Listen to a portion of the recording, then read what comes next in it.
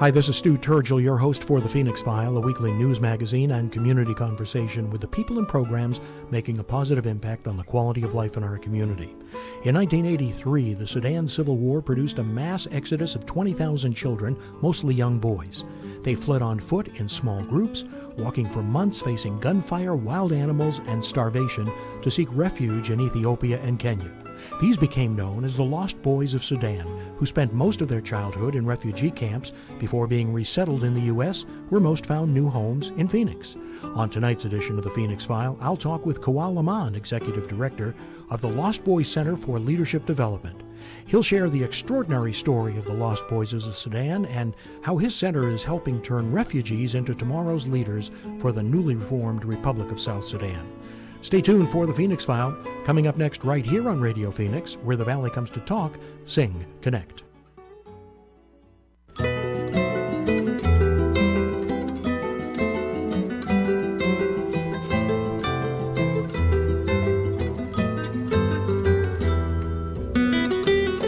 Good evening, I'm Stu Turgel, your host for the Phoenix File, a weekly news magazine that features the people and programs making a positive difference in the quality of life in the Valley of the Sun. In 1983, the Sudan Civil War produced a mass exodus of 20,000 children, mostly young boys. They fled on foot in small groups, walking for months while facing gunfire, wild animals, and starvation. And they were seeking refuge in Ethiopia and Kenya. These young men became known as the Lost Boys of Sudan, and they spent most of their childhood in refugee camps before being resettled in the United States, where many of them found new homes in the Phoenix area. Here, there was an immediate need to help them learn the language, obtain an education, and find jobs. Many found their struggles to assimilate to their new country compounded by post-traumatic stress and childhood trauma. The Arizona Lost Boys Center was established in 2002 with the goal of providing assistance and help for Sudanese lost boys all over the country. Initially committed to supporting basic refugee resettlement issues, the Arizona Lost Boys Center quickly evolved to address the educational and employment needs of both male and female African refugees from a variety of countries by providing college scholarships, citizenship classes, language training, job placements, and workforce readiness programs. Now, after more than a decade of serving as the emotional center for the Lost Boys community, the Arizona Lost Boys Center is shifting its focus to the newly formed Republic of South Sudan. On January 1st, 2012, the Arizona Lost Boys Center became the Lost Boys Center for Leadership Development. And now, the Lost Boys are returning to their new country with a new mission to build the leadership for tomorrow. Joining me tonight to talk about the Lost Boys of the Sudan is Kuol Awan, the Executive Director of the Lost Boys Center for Leadership Development.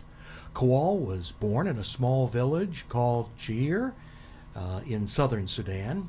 When the war intensified in 1987, he fled his home and began a journey that spanned thousands of miles. He traveled to Ethiopia, Kenya, and finally in June 2001 to the U.S. Kuol first served his community of lost boys and girls as a community organizer and leader in Ethiopia. He also served as president of the Lost Boys Association in Salt Lake City and was elected to the National Lost Boys Association. Kuol holds a bachelor's degree in psychology from the University of Utah and a master's degree in social justice and human rights from Arizona State University. Kuol joined the Lost Boys Center for Leadership Development as an outreach manager and became its executive director in 2014. Kuol, thanks for being here tonight and welcome to the Phoenix File. Well, thank you for having me on. Thank you. Kuol, I try to give a brief overview of the story of the Lost Boys, but really, I'd like you to add your own perspective on what it was like for these young men as they fled from war-torn Sudan and how it was that so many of them found their way to Phoenix. Well, thank you very much again for having me. It started on individual base in the different villages, but collectively we ended up in one camp in Ethiopia in 1987. And we stayed there for 3.5 years, and then Ethiopia had a civil war in 1991. of which the government at the time was overthrown. So we were forced to leave Ethiopia and come back to Sudan. And when we came back to Sudan, it became bad again. So we had to cross the country, work for months, a year, until we reached Kenya in 1992. We had established a camp called Kikuma. That camp is still there today, but we were the founders of that camp. So we stayed in that camp for 10 years. Some of us stayed for 9 years. For me, I was there for 9 years, because I came in 92 and I left camp June 9, 2001. And arrived in the United States June 12 of 2001 in Salt Lake City, Utah. And many of us start coming here in November of 2000. Between the interval of November of 2000 to September 11, 2001, about 4,000 young men and young girls made it to the United States. The last 2 planes that were coming into the United States came on September 11. And that day, when that horrific thing was happening to the United States, those planes were not allowed to come in. One was diverted to go to Canada, Toronto, and the other one was sent to England or London. And they stayed there for a week, and then they were allowed to come in. Finally got here after the things settled down after 9/11. Yes, and then what happened was the whole process was questioned, because what was happening, we were coming from Sudan. And Sudan was among the countries that were sponsoring terrorists. Bin Laden himself was in South Sudan, or he was in Sudan from 1994 to 1996. So for the security of the U.S., the whole program was stopped. And nobody came through that program again. The people that came after were very few, but the whole program was stopped. So 4,000 made it in, and they went to so many different cities. Phoenix had about 200 at the time. But because of the weather, some of us who went to Michigan, Boston, Salt Lake City, Utah, and other places that is snow. In South Sudan, we don't have snow. Right, so the climate here was more similar to what you had in Sudan. Exactly. So a lot of us started moving to Phoenix. And around 2002, we started having 500 Lost Boys here in Phoenix area. And that number grew over the years. So how many Lost Boys have come to Phoenix over that period of years, and how many are still in the community? The last time we count them, was 500 boys that were here. And because many of us have assimilated to United States culture, moving in and out become a daily thing. So counting is not possible anymore. And also, as time goes, I'm talking to you now, I've been here now for 16 years, and some of us who came in 2000 have been here for 17 years. Right. What that means is we have families, we have kids and wives, and the number grew. So here in the valley, roughly we have 5,000 South Sudanese. 5,000? Yes. That's a pretty large number. Yes. What other cities in America have significant populations of Sudanese? The number that is big in the United States is in Nebraska. In Nebraska? Nebraska is known of having 10,000 South Sudanese. And that can't be because of the weather. It's not because of the weather. It's because the population that came before the Lost Boys came with their families, and most of them were settled in the Midwest. And because of the meat factories and other jobs, it attracts a lot of people. And also the thing about it, that not only South Sudanese, but all the refugees, they tend to follow each other. Because we came in a societies where we live in a communal ways or community ways. So we always go where we have our people. Well, it's the same, I think, for many immigrant populations. And that's what makes Nebraska big. Yeah. But Phoenix ranked number 3. Number 3? Yes. And where else would there be a large Dallas has a lot of people. Does it really? Yeah. That's interesting. I want to remind our listeners that support for Radio Phoenix comes in part from Native Health. which is located at 4041 North Central Avenue in Suite C in Phoenix. Native Health provides primary medical, dental, behavioral health, and WIC services targeted for urban Native Americans. For more information, you can call 602-279-5262, or you can go online at nativehealthphoenix.org, and we thank Native Health for their support of Radio Phoenix. What has life been like for the Lost Boys here in the Valley? Well, it was a big challenge to be here. Not that people are supportive, but it's a big adjustment for many of us who came from a more of a village kind of a life, and we end up in town. So the first challenges early on one was finding the directions in the city, where to go. Second was jobs, where do you get a job? And also living was difficult because we used to live as a group in one compound. When we came here, we started moving into apartment. We live by ourselves, and it became lonely. Not only lonely, some of us will gather in one apartment and neighbors will complain that it's noisy and people are, being here, what are these young men and what is going to happen? Are they going to commit crimes? All those things were very difficult. That was early on. And many of us were wanting to go to school when we came here. So adjusting to the school system here was also a big challenge. Well, language, I was. And language was big huge because problem. we came with different languages. English is not so even the a second. language, it wasn't a common language for the boys. No, we came from different tribes. South Sudan, or Sudan as a country, used to have 500 tribes. And then when it split, 64 tribes became a part of South Sudan.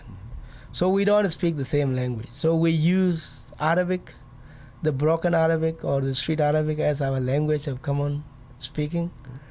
And then, each tribe use their languages. And so when we came here, now we have to learn English. Even if English was taught in the schools that we went to in Kenya, it was not the language that we speak on the street. So here it became a language that you speak on the street, at work, and everywhere you go. So it was a big challenge for us. How did the community respond? Was the community welcoming to the boys? Well, that's the beauty of the United States. One of the things that we found here that it's only in this country that people can stop and try to help. So community was supportive. The Lost Boys Center that we're talking about today was founded through the help of the community. So the community came, they helped us to learn the language, help us learn the direction in the city, help us find jobs, and also they help us with a lot of social services that we need. And then personal friendship became big. Some of the boys even went and become, kids to some of the families in America, families here in the community.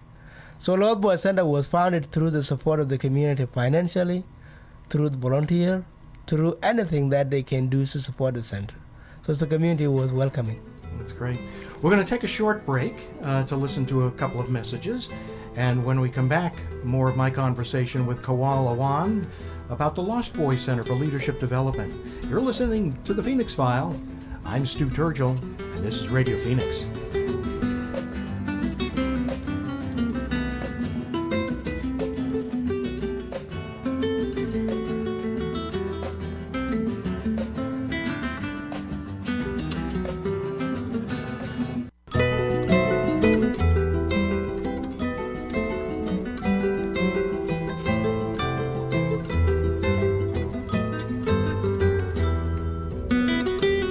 Welcome back to the Phoenix File. I'm your host, Stu Turgel, and my guest in the studio tonight is Kuol Awan.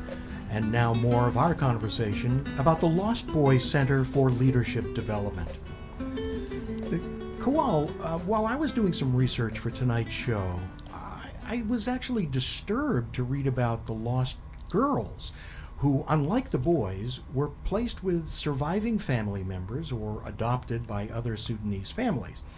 And so, although these family placement practices provided security for the young women, families often exploited the extra pair of hands at home. Girls were often abused by their host families.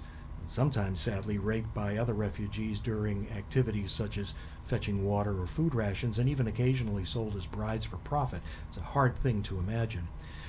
When the resettlement program to the U.S. was initiated in 1999, one of the requirements was that the children must be orphans. But because these girls had been living in family units for a number of years, they weren't considered orphans and therefore weren't eligible for the resettlement program. So as a result, relatively few of the lost girls were deemed eligible for resettlement programs to the U.S. To illustrate this, of the 4,000 Sudanese refugees approved in 2000 to resettle in the U.S., only 89 of them were women.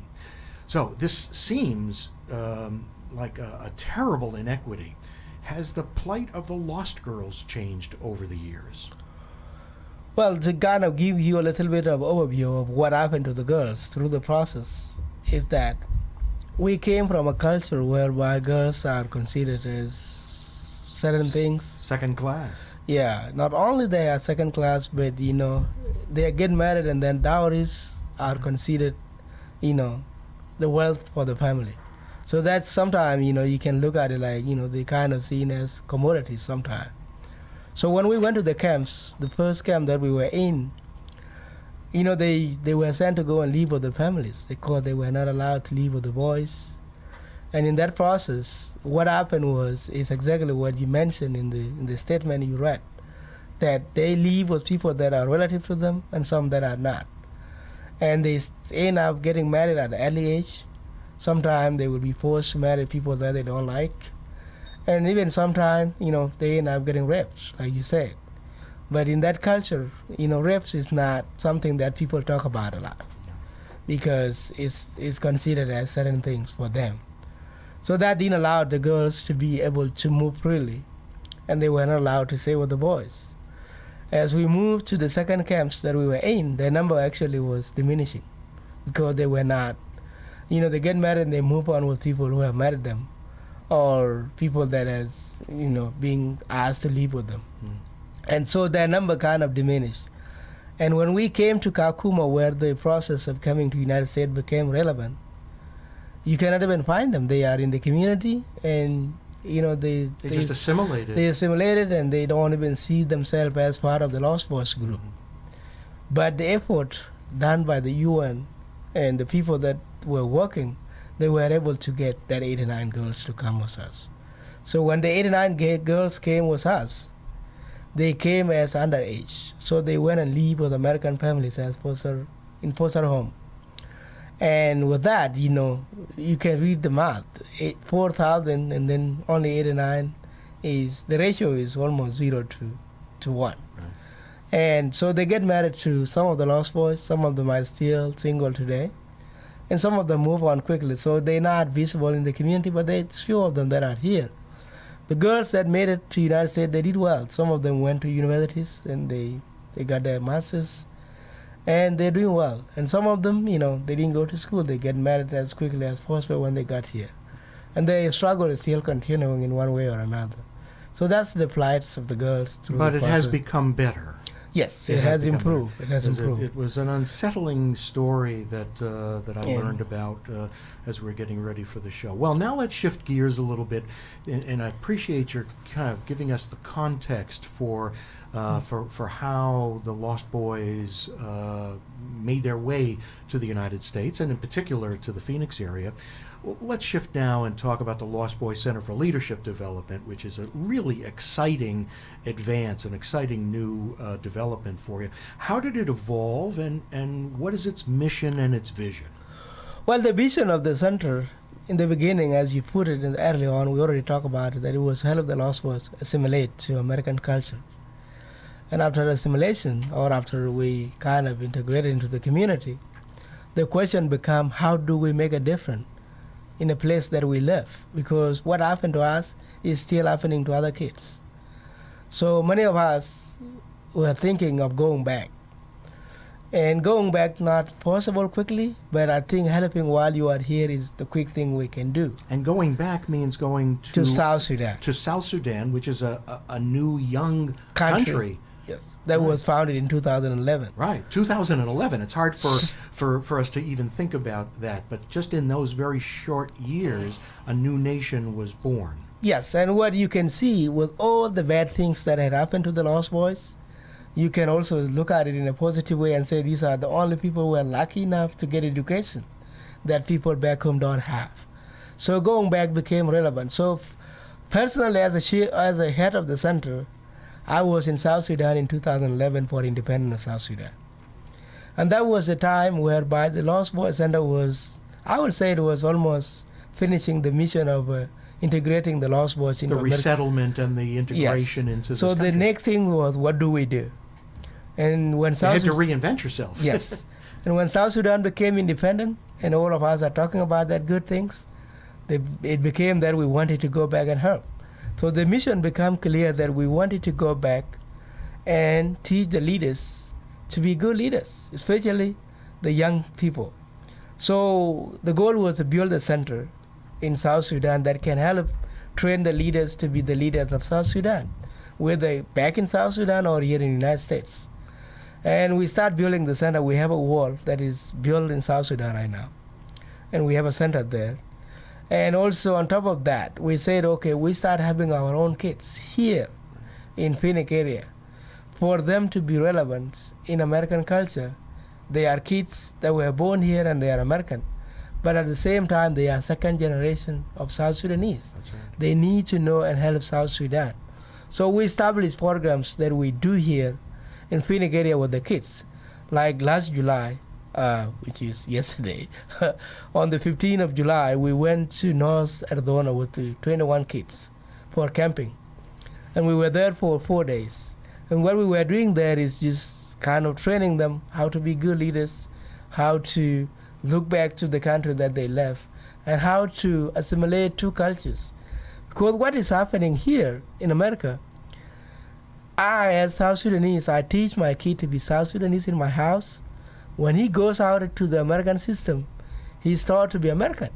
And there is a conflict of two cultures right there. And we see that in other communities as well. We see that particularly in Arizona, where we have a large Hispanic population, where people who have come here from Mexico or South America have retained a lot of their culture within the home, and then when they're outside, they become more adjusted or assimilated in their day-to-day activities outside. So in that respect, there's probably some similarities, I would think. Yes, and there is a lot of similarities. And what we are eager to do with that similarities, there is always problem there. Yeah.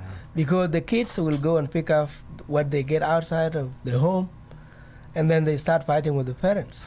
So what we need to do at the center, or what we do at the center right now, is to bridge these two and make it work for both of them. Bridging that is the goal. The goal, to make sure learning what you learn outside of the home is important because you are Americans. You got to learn that. But at the same time, what you learn at home is also important. Can you make those of them work together? Is it a goal to have many or most of the Lost Boys who came here to return to South Sudan? Or do they intend to remain in the United States and find ways of helping South Sudan as expatriates? It's goal to make it both ways. For those who wanted to go back, we encourage them to go. For those who are not able to go back, we still want you also to make a difference. Today, world is more global than the world yesterday. It's a small world today. Yeah, so really, while we're sitting here in Phoenix, you can make a huge difference in South Sudan. And some of them are already making that. How many have returned? When we counted back, what happened, the sad thing that happened actually after the independence of South Sudan, 3 years into it, they started another civil war among themselves. And those who went back, some of them returned here. But then it was a lot of people that has gone back. It was not bigger than what is left here. But, before they started their own war in 2013, we started going back. and then they started a war, and then some returned. Here we go And again. that's the sad thing. There we go again. And it's a shame on our leaders to do that. Tell us about some of the programs and services provided by the Lost Boys Center. What programs and activities and services are you providing to the Lost Boys at the Phoenix Center now? What we do right now, we still have citizenship classes that still goes on, because there are people that need to be citizens. We have children programs where we take them to camping and we teach them some of the things that they need to learn about the culture that they don't know anymore. And part of it is we're still doing our leadership stuff, train people on how to lead. And, the other thing is we have to always stay relevant for the jobs. We don't do it like we used to do it back then. Now it's more of referral because of the resources that we don't have anymore. But if people call the center, we refer them to the organization that can assist them with the jobs. Are there volunteer opportunities for Yes, people who might want to get involved, and what kinds of things would they do? The first thing on the top is, we always have boards. You can serve on the board of the Lost Boys to support the Lost Boys Center. That's more of a leadership role. And the other thing is you can also organize the fundraiser in your home and support the Lost Boys Center that way. Because now we used to do a big fundraiser a year. That has become costly. So the way we do it now is we ask people to host a small fundraiser in their home, and then we go there and speak and talk to the people and educate them about what is happening. And then the other thing is you can come down and teach for citizenship classes. You can be volunteer, you can be mentor, because we can assign you to somebody that you can be mentor. So if people want to learn more about the organization or contribute to the work or even find ways of volunteering, how do they reach you? Well, there are two ways you can go. You can go to our website, which is www.lostboyscenter.org. You can go on there and check and see what you need to support. Also, you can call the Lost Boys Center number, which is 602-262-2300.